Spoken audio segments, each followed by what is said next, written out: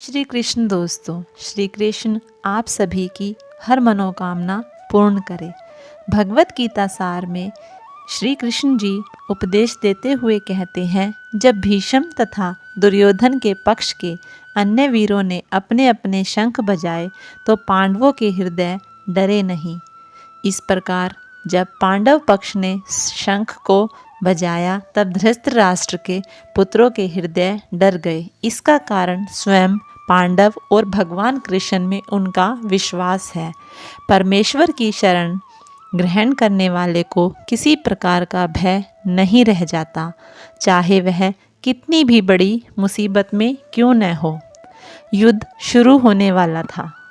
उपयुक्त कथन से ज्ञात होता है कि पांडवों की सेना की अप्रत्याशित व्यवस्था से धृतराष्ट्र के पुत्र बहुत कुछ उत्साहित थे, क्योंकि युद्ध भूमि में पांडवों का निर्देशन भगवान श्री कृष्ण के आदेशानुसार हो रहा था।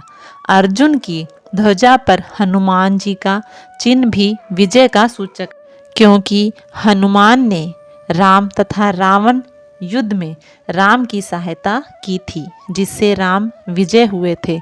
इस समय अर्जुन की सहायता के लिए उनके रथ पर राम तथा हनुमान दोनों उपस्थित थे।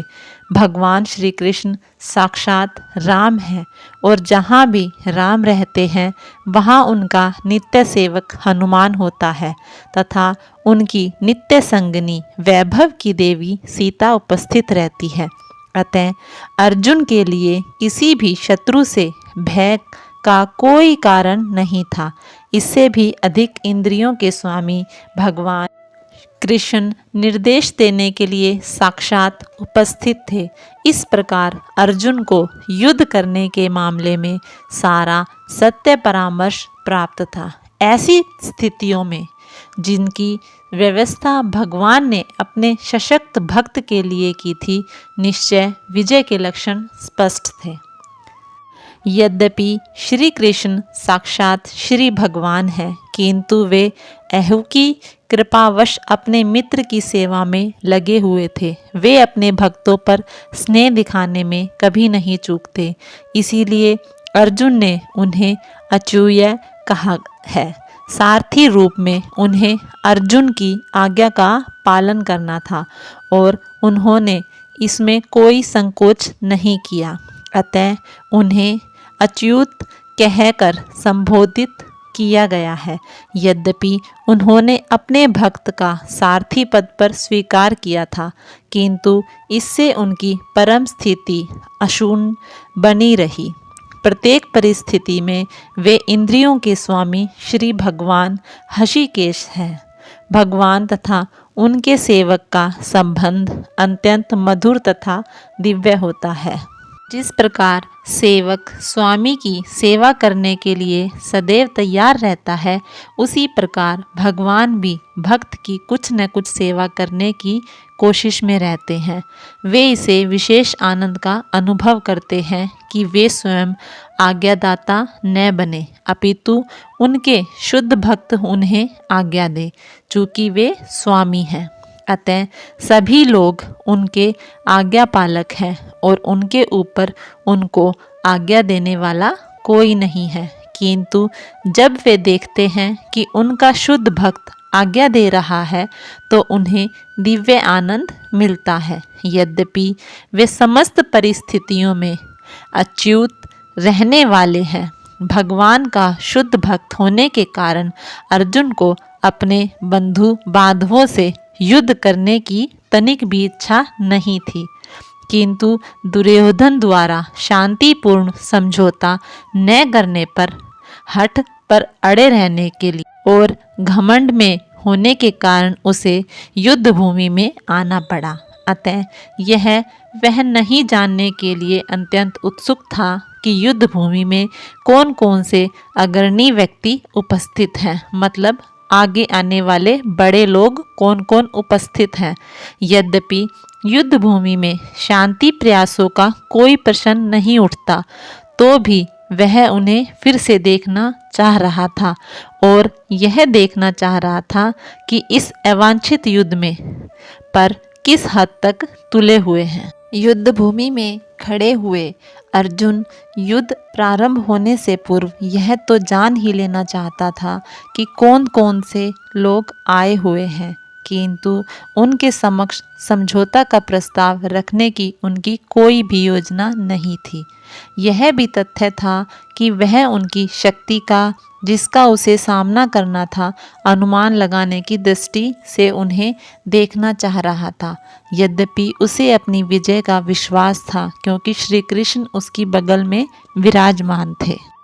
समस्त जीवों के परमात्मा स्वरूप भगवान कृष्ण यह जानते थे कि अर्जुन के मन में क्या बीत रहा है। इस प्रसंग में हषिकेश शब्द का प्रयोग सूचित करता है कि वे सब कुछ जानते थे। इसी प्रकार पार्थ शब्द अर्थात प्रथा या कुंती पुत्र भी अर्जुन के लिए प्रयुक्त होने के कारण महत्वपूर्ण है। मित्र के रूप में वे अर्जुन को बता देना चाहते थे कि चूंकि अर्जुन उनके पिता वासुदेव की बहन प्रथा का पुत्र था, इसीलिए उन्होंने अर्जुन का सारथी बनना स्वीकार किया था। किंतु जब उन्होंने अर्जुन से कौरवों को देखा और कहा तो उनका क्या अभिप्राय था? क्या अर्जुन वहीं पर रुककर युद्ध करना नहीं चाहता था? कृष्ण को अपनी बुआ प्रथा के पुत्र से कभी भी ऐसी आशा नहीं थी। इस प्रकार से कृष्ण ने अपने मित्र की मन स्थिति की पूर्व सूचना परिहासवश दी है। अर्जुन युद्ध भूमि में अपने सभी संबंधियों को देख सका।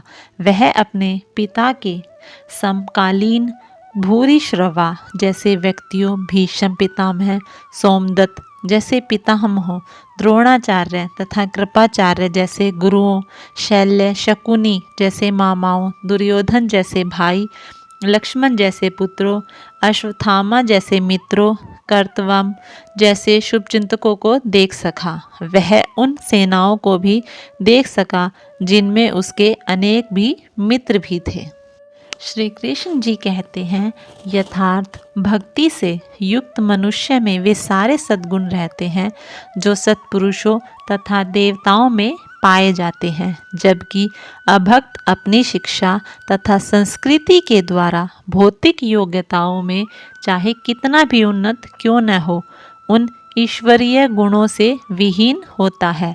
अतः स्वजनों, मित्रों तथा संबंधियों को युद्ध भूमि में देखते ही अर्जुन अन्य सबों के लिए करुणा से अभिभूत हो गया, जिन्होंने परस्पर युद्ध करने का निश्चय किया था। जहाँ तक उसके अपने सैनिकों का संबंध था, वह उनके प्रति आरंभ से ही दयालु था, किंतु विपक्षी दल के सैनिकों की आसन मृत्यु को देखकर वह उन पर भी दया का अनुभव कर रहा था। और जब वह इस प्रकार सोच रहा था तो उसके अंगों में कंपन होने लगी, मुंह सूख गया। उन सबको युद्धाभिमुख देखकर उससे आश्चर्य भी हुआ।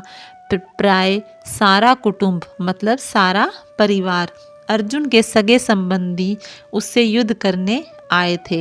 यद्यपि उसका उल्लेख नहीं है, किंतु तो भी सहज अनुमान लगाया जा सकता है कि न केवल उसने अंग कांपे और मुंह सूख गया, अपितु वह दयावश रुदन भी कर रहा था। अर्जुन में ऐसे लक्षण किसी दुर्बलता के कारण नहीं, अपितु हृदय की कोमलता के कारण थे, जो भगवान के शुद्ध भक्त का लक्षण है। शरीर में दो प्रकार का कंपन होता है और रोंगटे भी दो प्रकार से खड़े होते हैं। ऐसा या तो आध्यात्मिक परमानंद के समय या भौतिक परिस्थितियों में अत्यधिक भय या मतलब डर जाना उत्पन्न होने के कारण होता है। दिव्य साक्षात्कार में कोई डर नहीं होता। इस अवस्था में अर्जुन के जो लक्षण हैं वे भौतिक डर अर्थात जीवन की हानि के कारण है। अन्य लक्षणों से भी यह स्पष्ट होता है कि वह इतना अधीर हो गया था कि उसका विख्यात धनुष गांडीव उसके हाथों से सरक रहा था। कहीं उसके हाथों किसी की परिवार का विनाश ना हो जाए।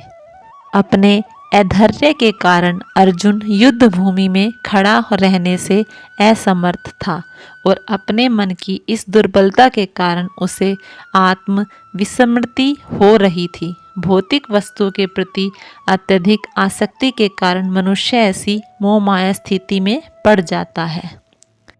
अर्जुन को युद्ध भूमि में केवल दुखदायी पराजय की प्रतीत हो रही थी। वह शत्रु पर विजय पाकर भी सुखी नहीं होगा। जब मनुष्य को अपनी आशाओं में केवल निराशा दिखती है तो वह सोचता है, मैं यहाँ क्यों हूँ। प्रत्येक प्राणी अपने में तथा अपने स्वार्थ में रुचि रखता है। किसी की भी परमात्मा में रुचि नहीं होती। कृष्ण की इच्छा से अर्जुन अपने स्वार्थ के प्रति अज्ञान दिखा रहा है। मनुष्य का वास्तविक स्वार्थ तो विष्णु तथा कृष्ण में निहित है। बद्ध जीव इसे भूल सकता है, इसीलिए उसे भौतिक कष्ट उठाने पड़ते हैं। अर्जुन ने सोचा कि उसकी विजय केवल उसके शोक का कारण बन सकती है। इस तरह अपने शत्रु की स्थिति का अवलोकन करते समय अर्जुन रथ पर खड़ा हो गया तथा किंतु वह शोक से इतना संतप्त हो उठा था कि अपना धनुष बाण एक ओर रखकर रथ के आसन पर पुनः बैठ गया। ऐसा दयालु तथा कोमल हृदय व्यक्ति जो भगवान की सेवा में रत हो, आत्मज्ञान प्राप्त करने के योग्य है। जय श्री राधे कृष्ण। दोस्तों, ये था हमारा प्रथम अध्याय। दूसरा अध्याय हम कल शुरू करेंगे। आपको उपदेश का सार कैसा लगा कृपा करके कमेंट करके ज़रूर बताएं। चैनल को सब्सक्राइब करना ना भूलें। धन्यवाद।